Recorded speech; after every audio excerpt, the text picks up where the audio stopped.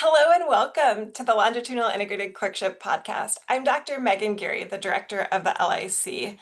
As a provider, you might be struggling to balance all of your duties. I certainly know I am. And when you're asked if you would precept a medical student, you may wonder how you could possibly take on one more thing. Working with a student can provide value to your practice, such as helping you stay current with knowledge and best practices. In addition, there can also be an increased sense of community, connecting you with the next generation of clinicians, as well as enhancing patient support.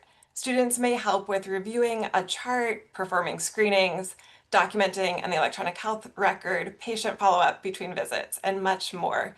It may not be as difficult to incorporate a student as you think.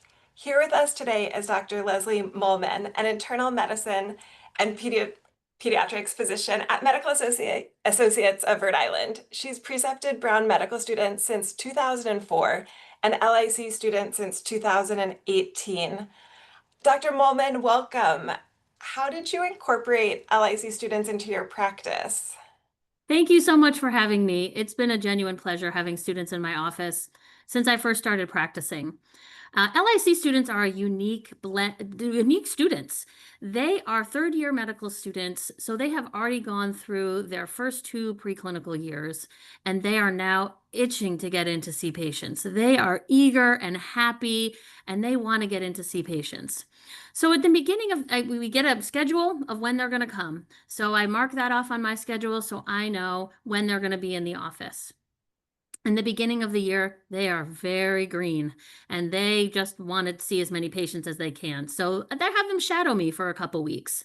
They also need to get to know the medical record. Each EMR is a little bit different and not everybody uses the same one. So it's very unique for them to have the EMR in our building that they don't get anywhere else. So the first 2 weeks they tend to shadow. I do have them bring their stethoscope. I have them listen to as many patients as they can, listen to their hearts, listen to their lungs, see any exciting exam findings that are going on. Then after that first couple of weeks, a lot of times they leave for a couple of weeks to go do some inpatient. So they'll do inpatient psych, they'll do inpatient surgery, they'll do all sorts of inpatient things. And they come back with extensive knowledge all of a sudden.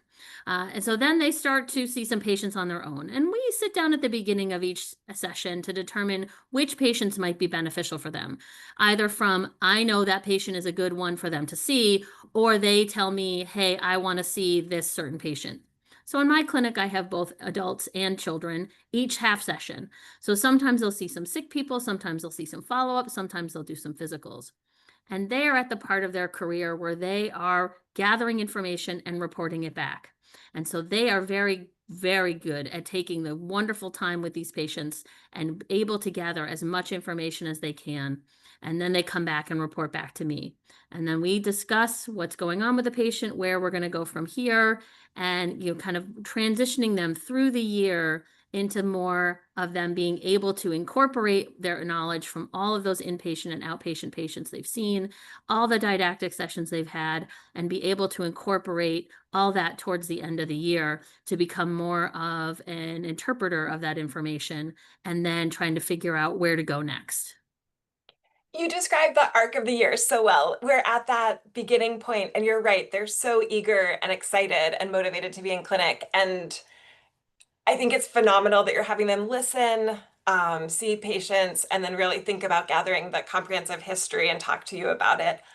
Are there things you've tried that you don't recommend? Hmm. I think in the beginning, as I was coming out of my residency when I first started with students, and I started with the doctoring one students who are brand new and have no medical experience, very limited medical knowledge. And then so I've kind of grown with them as transitioning from doctoring one to doctoring two to LIC. Things that I think one of the big things I have learned is to ask the students what they want. What are they looking for out of the whole year? What are they looking for out of this session? A lot of them don't know in the beginning. They're just green. And then they come out with, towards the middle of the year, they're like, I've seen a lot of this patient either in your clinic or somewhere else. I want to try to see something else. So that's where I've learned to go through each session and say, this is what, who we're seeing, what's going on, give them kind of like a huddle at the beginning of the time to say, here's what they're coming in for, here's who they are. This one I think is a good one for you to see. I don't try to overshoot. They're not going to see all 5, 10, 15 patients on your afternoon or morning schedule. They're going to see 2, 3, towards the end, maybe 4. Um, and usually that's the heartbreak for me is I get them right where I want them to be and the year's over and they move on to the next year, which is a wonderful progression to see. It really is, right, and you highlight something that really came up in the past year's graduation. All of the student speakers really highlighted exactly what you're doing, saying that they so valued and were just so happy when someone asked what their goals were, whether for the session to say, I want to do this or that, or for seeing kids and adults in practice.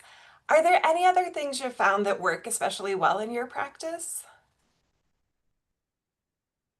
I think it helps when the rest of the staff knows what the student level of the student is. So we've had students, we've had residents, we've had a lot of different levels of learning for our people. And I mean, heck, I learn something new every day. So we've had a lot of different levels of learning. So having your staff on board to say, hey, she's got a student doctor with her today. Is it okay if they come in first? And then Dr. Mohlman will come see you afterwards, because that eases the patients a lot of times. I never force a patient to see the learner because they may have other things going on in their life. Or I know sometimes, hey, this patient is not a particularly great one for a learner, or this issue is not a particularly great one for the learner. So we do try to gear it towards that a little bit. And then it's so I things that don't work, I guess just, assuming they're going to want to see everything, assuming they're going to want to shadow you for everything, assuming they're in a good mood that day. Sometimes the traffic is terrible getting over to the East Bay with that bridge construction and, just being kind of aware that it's not that I feel like I'm here to serve their learning. They're not here to serve my patients. And you're right, we're all human. I wonder how you think about describing your expectations, whether it's the beginning of the year, whether it's more as the year progresses, saying that you want them to take more autonomy or ownership, for example, in describing a plan or presenting some counseling recommendations. I usually take it a little bit more loose than that. I don't usually say, this is what I expect by the end of the year. Other than I tell them the first 2 visits, you're just completely shadowing me. The first one is literally just standing in the room with patients, watching everything that happens. The second one, and sometimes even the third one, getting them used to the different parts of the EMR. And here's where you add a medication, and here's where you can document this, and those kind of things. And you really have to take it each individual learner. Some are much more well versed in that EMR because they did a session somewhere else with it, or they are more eager to do certain types of patients or certain types of things. I do try to give them a good broad overview, and not so secretly try to convince them to go into primary care. But I, try to keep it that they, we more, meet the guidelines of they're seeing patients individually. They're coming back and presenting. I'm trying to get them exposure to as many unique findings on physical exam, whether that's a heart murmur or a swollen gland or an ear infection. So even if they aren't the one that went in to see the patient, I try to get them in and say, hey, let me just go grab them to take a quick look at this. Because that's how we learn our best is through our patients. Absolutely. And yes, it's such an incredible opportunity to see a primary care physician who knows her patients, her kids and adults over time. And we too hope people strongly consider primary care. For primary care or preceptors in general who are really hesitant to take on a student in the LIC because of their time constraints, clinics are just so busy, the inbox is so busy. Do you have any recommendations or advice? Use them like the first set of ears. They're the first ones to go in and ask questions, and they're not going to ask all the right questions, and they're not going to ask all the questions, but they're going to go in and they're going to meet that patient, and they're going to make that patient feel special. And they're going to make that patient have extra time that they're in the office to feel heard, to feel listened to feel like they matter. And so that really helps to be able to do that. I know that my documentation still needs to happen after they leave. I know that I still need to go in, but I can go in and summarize and say, thank you so much for having the student talk to you. It really helps their education. Let me summarize what they told you, what I got from what your interaction was, and if I'm wrong, interrupt me.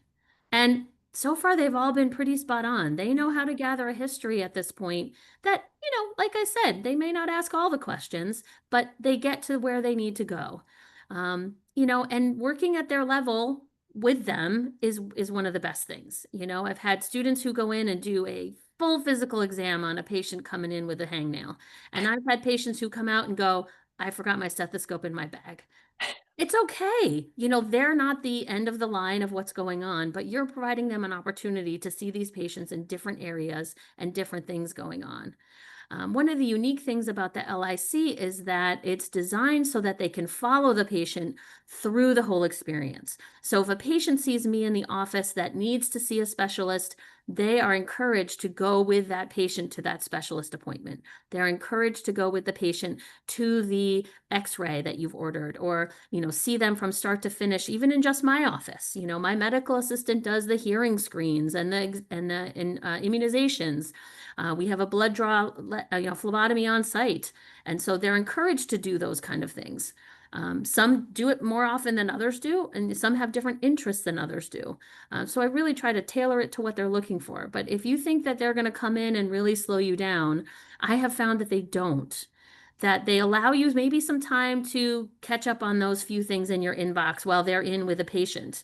I don't tend to double book my schedule, especially early in their academic year, because I know that that patient may run longer than typical. And so they may be in with patient one while I see two and three. And then we regroup, and then I see four because they're already waited a little bit.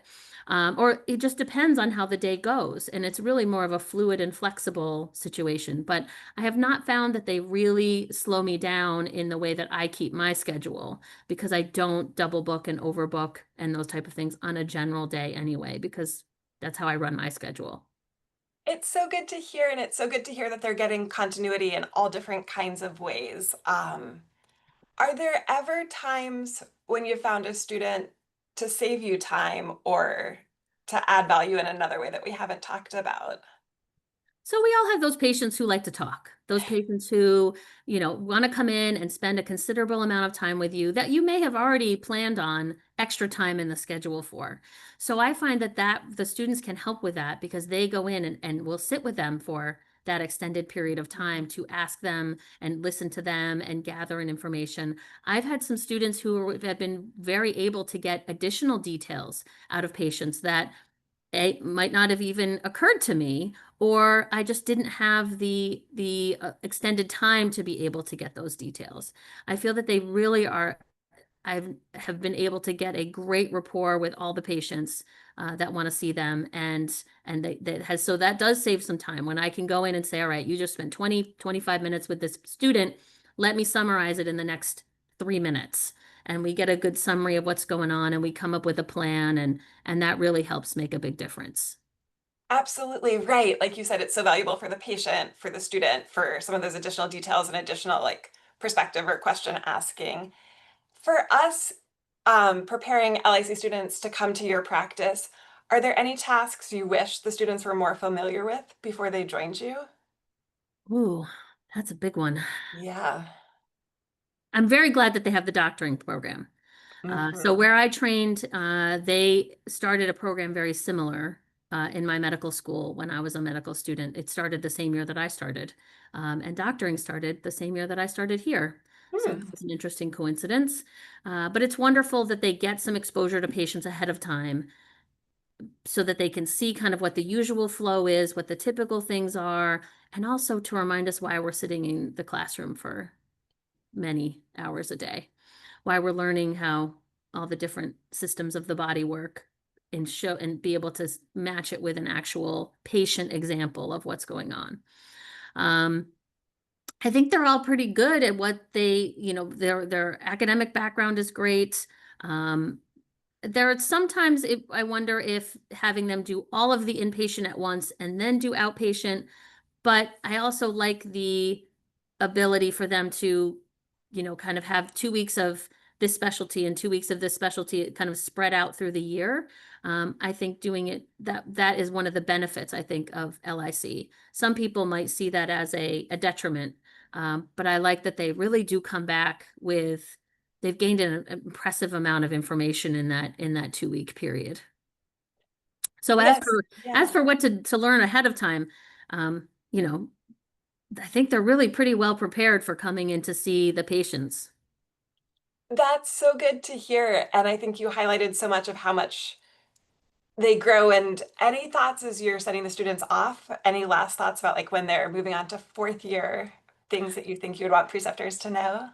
So I feel that they are as I've seen the students that have come through my office in all these years, they've gained a lot of information in third year. A lot of us trained with, 6 or 8 weeks of this specialty in the hospital and outpatient and 6 or 8 weeks on this, and you're really very focused on that one specific area of medical practice.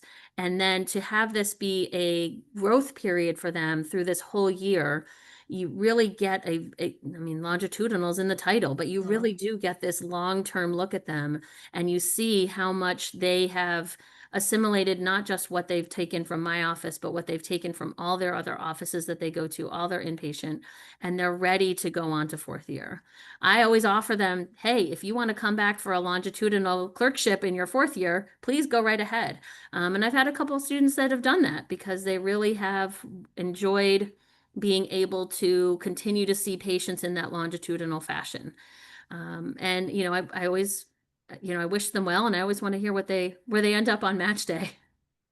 Dr. Mohlman, thank you so much for sharing your time, your expertise, your like education and your patient practice with our students. We really appreciate it. Oh, it was my pleasure. Thank you so much for having me, and good luck to all the students out there. Thank you.